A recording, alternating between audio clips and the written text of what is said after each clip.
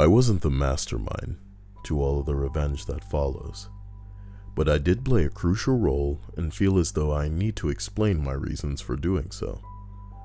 I grew up in a single-parent family, my mom, me, and my older sister, who for this story's sake I will call Lilith.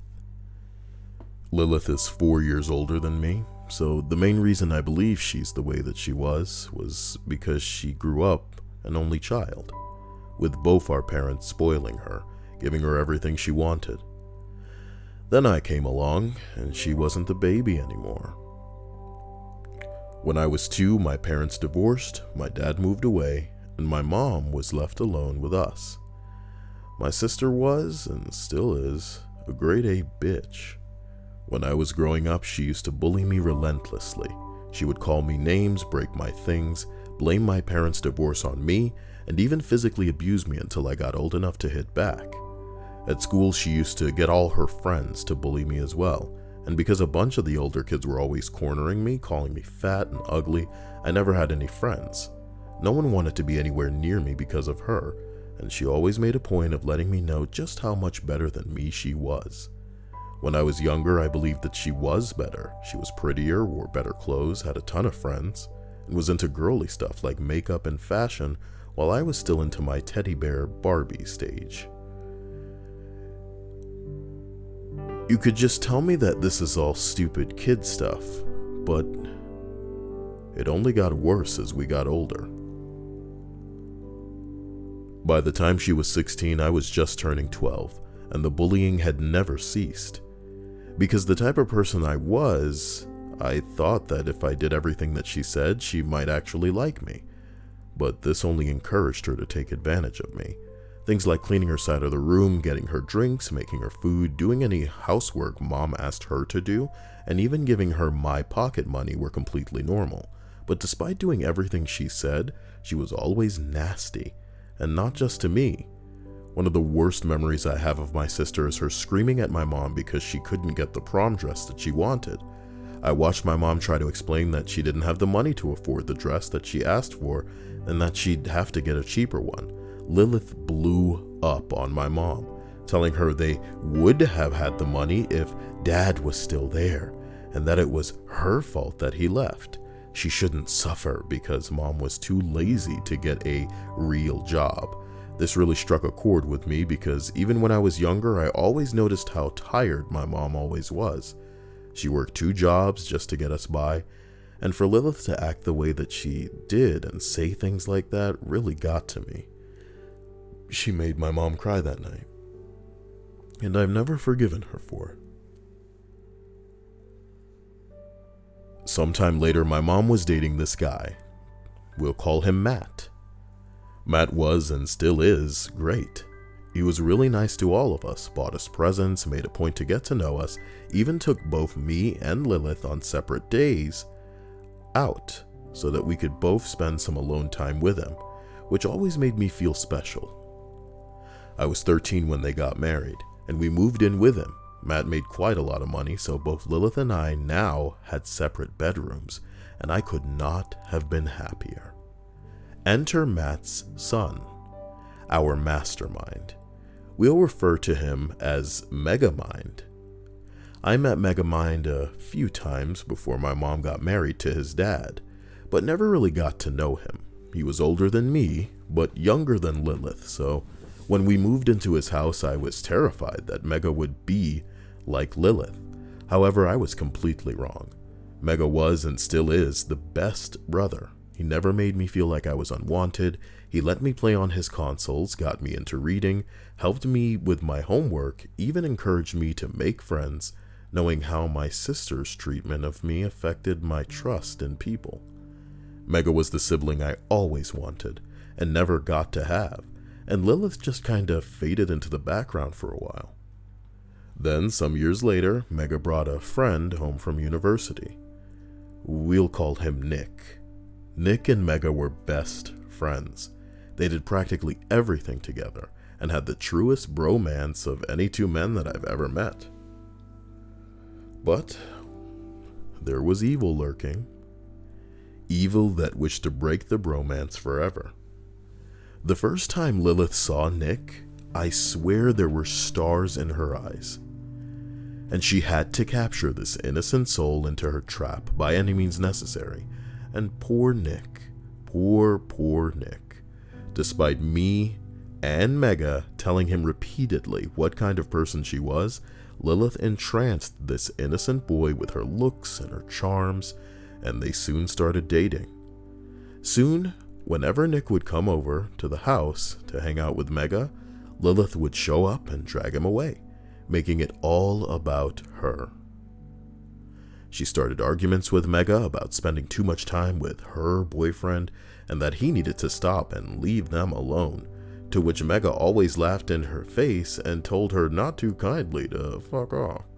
Mega wasn't like me. He didn't take any of her shit, and I deeply respected her for that. Him. However, this evil demon was not used to being disrespected, so she hatched a wicked plan. She started trying to separate Mega and Nick. If Nick came over to be with Mega, she would always make him feel guilty about not spending enough time with her. She would start fights with Mega and then act like the poor victim over text to Nick, and Nick would then call Mega all upset and angry, and Mega would try to explain that Lilith was just trying to manipulate him. All of this I saw as a spectator. Mega would tell me every time Lilith did something sneaky to try and break his friendship with Nick, and I believed everything he said because I knew what kind of person that she was. Then one day, Lilith and Mega had a massive fight. Our parents had gone on a couple's weekend getaway and had left Lilith in charge since she was the oldest. I was about 15 years old at this time, while Mega was 19 and Lilith was 20. Because she was the one in charge, she got given the money that we were supposed to use for food. But of course, Lilith took the money for herself and bought a bunch of shit just for her, including, I remember, a pair of gold high-heel shoes. They were pretty, but we couldn't eat them. Mega blew up on Lilith, and Lilith shouted back that she was older, better, and deserved it, blah, blah, blah. Mega got our parents on the phone, told them what happened, and they ripped into Lilith, telling her to give her pocket money to Mega so he could look after us and buy us food for the weekend. Lilith shouted and cried, but eventually gave in, never having successfully manipulated Matt in her life. She handed the money to Mega with a snarl, then spent the next few hours on the phone to Nick, wailing about how we were both being mean to her while our parents were away, and could she please stay at his house so she wouldn't be bullied anymore? Nick came running and started screaming at Mega for, quote, taking Lilith's money and getting her into trouble. Meanwhile, Lilith stood back behind Nick with a smug look on her face while Mega was trying to explain. Nick then yells that Mega's been against their relationship from the beginning, and he didn't know what Mega's problem was, but if he was forcing him to choose between him and Lilith, that he chose his girlfriend. Now, I know a lot of you will call Nick stupid, but don't. I knew how manipulative Lilith could be. She was a mastermind at making people feel sorry for her and getting them on her side, even when she was horrible to them, just like she did with me. That night I had to listen to Mega cry for the first time since I knew him, and I had enough. I knocked on his door, asked him if he was alright, he ordered pizza, and we started to plot. Mega was rather defeated by this point, and I told him that if his friendship with Nick meant anything, he had to get him away from that demon spawn before he lost his friend for good. So we plotted.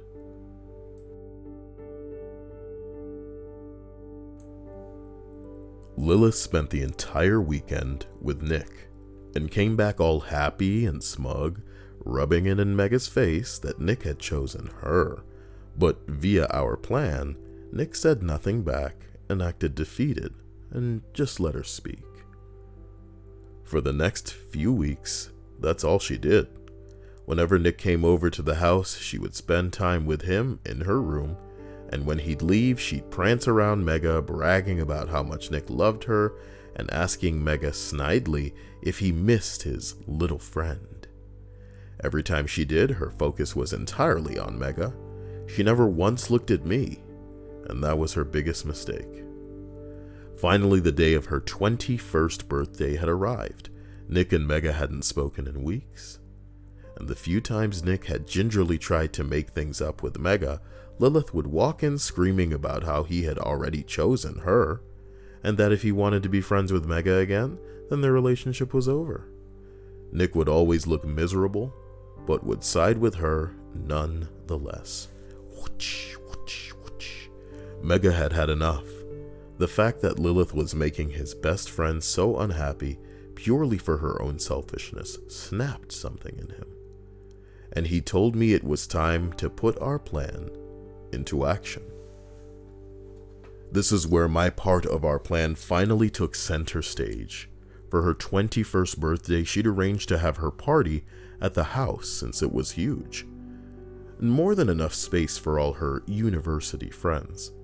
Our parents had agreed, but only under the condition that there were no underage drinking, that both Mega and I were allowed to stay in the house. My sister reluctantly agreed, and thus the plan was in motion. On the morning of her birthday, I knocked on her bedroom door, and she looked annoyed to see me and said snidely, "What do you want?" I innocently told her that I had had the best idea. I told her I wanted to record her for her 21st birthday. I wanted to record her getting ready with her friends, talking about her plans after leaving university, record all her friends at the party, and then set up the recording on a big projector Matt had in his office so everyone could see it. This was before the time where smartphones were everywhere, so recording yourself was still something of a novelty, and I was using an old-fashioned camcorder that I had gotten a few birthdays ago. Now, despite the fact that she did not like me, her wrath had been focused on Mega for so long that she most likely never saw me as a threat. And because of this, both her and her friends seemed to love the idea. I spent the entire morning with them, recording them all getting ready, putting on makeup, and of course, introducing themselves to the camera. My sister was lapping it up. She looked into the camera's eye like she was a supermodel movie star, preening and talking loudly about her successful future and how amazing her birthday party was going to be. That day I reverted back to my old role as a servant. I fetched her and her friends drinks and food, made a grand show of complimenting all of them and telling them how amazing they looked on camera, that they could all be actresses someday. They were loving it. So the party starts. My sister told me to stay out of the way. I told her innocently that it was no problem, that I'd just stay in my room all night, edit the recordings, come down to set up the camcorder when she was ready, because I wanted this night to be perfect for her. Satisfied with my answer, she left my room, and I did exactly what I said I'd do. I edited my recordings. A few hours later, one of her friends came to my room and told me that she was ready. I set up the projector in the large living room, connected it to Matt's computer, and started playing recordings for all her guests to see. The first part of the recordings were exactly what I promised, my sister and her friends introducing themselves, laughing in her bedroom as they had been for hours earlier. And I looked at my sister, who seemed to be satisfied, so satisfied that all the attention was on her. Then I looked at Mega, who was hiding in the corner of the room, and gave a subtle thumbs up. Now the video starts to change. It started to play clips of Lilith shouting at Mega, calling him names, taunting him about Nick. It started showing Lilith snidely telling Mega that Nick belonged to her, and that she was going to do her best to make Nick hate Mega, so they'd never be friends again. It even showed clips of Lilith bragging about all the lies that she'd told Nick and how he was so gullible. Every single argument that I've recorded without her knowledge, I'd edited into this video. Everyone in the party was watching silently as Lilith's true self was exposed in clip after clip, while Lilith stood there frozen, completely unable to comprehend what was going on. When she finally snapped out of it, she turned on me and started screaming, yelling at me, asking me, "How could you do this?" I never said a word. I just smiled. When the recording stopped, Mega turned the lights on, and everyone was staring at Lilith. Clearly having no defense, she let out a loud cry and stormed up to her room, slamming the door so hard that everyone could hear it. The next day, Mega told me Nick had apologized for everything, that he was so stupid to so blindly believe everything she said. He even told me that Nick had thanked me specifically for helping him see what a monster my sister truly was. When my parents came home, both Mega and I were grounded for ruining Lilith's birthday and for using Matt's stuff without his permission, but neither of us cared. Mega got his best friend back, and a few months later, Lilith moved out, since after seeing the recording of her behavior, my parents were disgusted by her, and they had absolutely no problem with showing it. Since she no longer had any leverage over anyone in the house, she packed her bags, moved to stay in one of her college dorms, and I've never had any problems with my sister since. And to this day, Mega and I are as close as two siblings can be, and always laugh about the time we defeated the demon and saved ourselves from its clutches.